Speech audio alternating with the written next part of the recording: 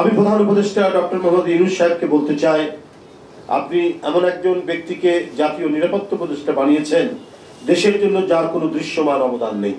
তিনি তো বাংলাদেশের জন্য নন, বিদেশের জন্য কাজ করেন কিনা এই নিয়ে মানুষের মনে প্রশ্ন দেখা দিয়েছে।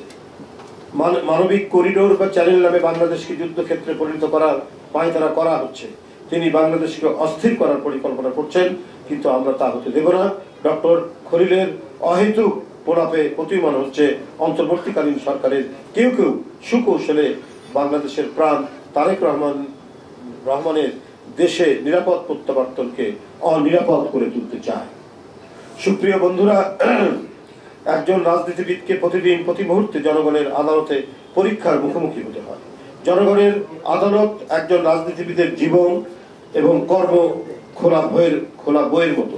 শত প্রতিকূলতা উপেক্ষা করে তারেক রহমান বিদেশে বসেও দেশের জনগণের সঙ্গে প্রতিদিন প্রতি মুহূর্তে প্রতিক্ষণে যোগাযোগ রাখছেন। ওয়ালটন টেলিভিশন মাত্র 25,490 টাকায় পাচ্ছেন গুগল টিভি। কোন পরিস্থিতিতে তারেক রহমান চিকিৎসার জন্য বাধ্য হয়ে বিদেশে গিয়েছেন, বিদেশে থাকতে বাধ্য হচ্ছেন, এ সম্পর্কে দেশের গণতন্ত্রকামী জনগণ সম্পূর্ণরূপে ওয়াকিফ হন।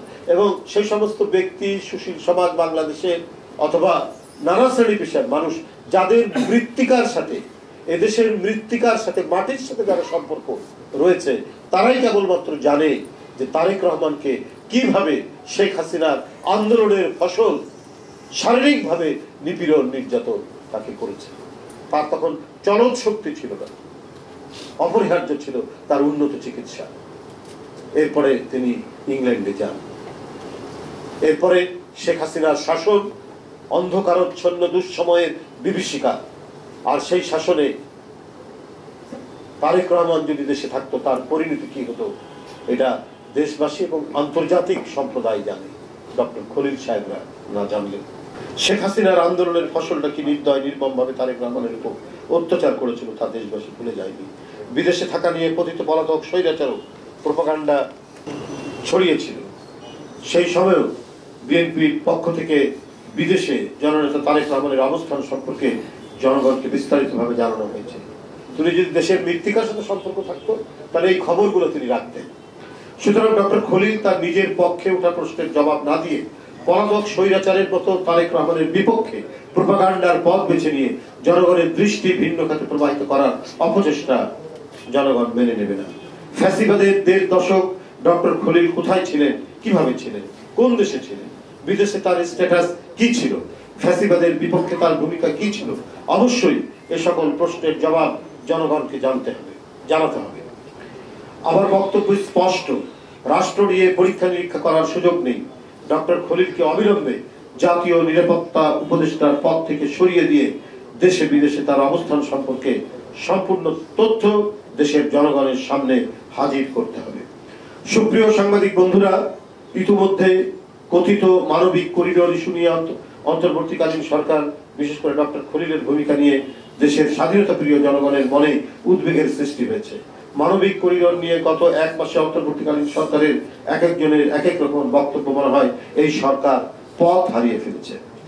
আমাদের কথা পরিষ্কার, এসব করার দায়িত্ব অন্তর্বর্তীকালীন সরকারের নয়। এসব বিষয় বিবেচনার দায়িত্ব জনগণের ভোটে নির্বাচিত, জনগণের কাছে জবাবদিহিমূলক নির্বাচিত সরকারের। এই সরকারের নিরপেক্ষতা এবং সরকারের পরিচালনার সক্ষমতা নিয়ে জনমনে প্রশ্ন সৃষ্টি হয়েছে। অবিলম্বে এই সরকারের যাদের সম্পর্কে জনমনের সন্দেহের সৃষ্টি হয়েছে তাদের সম্পর্কে জনসম্মুখে বিস্তারিত তথ্য জনগণের সামনে উপস্থাপন করুন। তারেক রহমানকে নিয়ে ডক্টর খলিলের বক্তব্য গণতন্ত্রের স্থায়ী নিরাপত্তা ও ঐতিহাসিক সার্থকতার প্রতি বিদ্বেষ করা। আমি ডক্টর খলিলের গতকালকের যে বক্তব্য বাংলাদেশ জাতীয়তাবাদী দলের ভারপ্রাপ্ত চেয়ারম্যান জনাব তারেক রহমানকে জড়িয়ে আমি এর তীব্র নিন্দা এবং প্রতিবাদ জানাচ্ছি এবং বক্তব্য প্রত্যাহার করার জন্য আহ্বান জানাচ্ছি। এবং আমি অন্তর্বর্তীকালীন সরকারের প্রধানকে জানাতে চাই, এই ধরনের বিতর্কিত ব্যক্তিদের উপদেষ্টা পরিষদে রাখলে পরে সরকারের জন্য সুনাম বয়ে আনবে না। অবিলম্বে তার পদত্যাগ দাবি করছি।